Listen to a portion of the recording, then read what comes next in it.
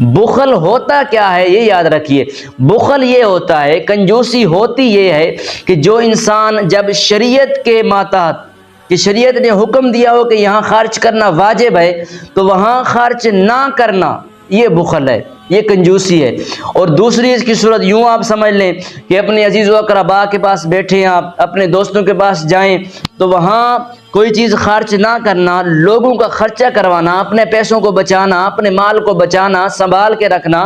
جمع کرنا، یہ بھی ایک بخل کی صورت ہے، یہ بھی ایک کنجوسی کی صورت ہے۔ تو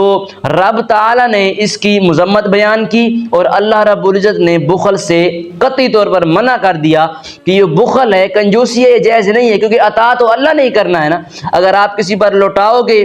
کسی غریب کے ساتھ تعاون کرے گے، بخل کو چھوڑ دو گے، کنجوسی ختم کر دو گے، غنی بن جاؤ گے، تو اللہ رب العزت دیتے ہوئے لوگوں کو دیتا ہے، اللہ رب العزت مزید عطا فرمائے گا، رزق کے اندر مزید فراوانی اور برکتیں نازل ہو جائیں گی۔ تو یاد رکھو یہ خرچ کرنا یہ بڑا بہترین عمل ہے، اور رزق کو بڑھانے کا سب سے بہترین نسخہ یہی ہے کہ انسان خرچ کرے،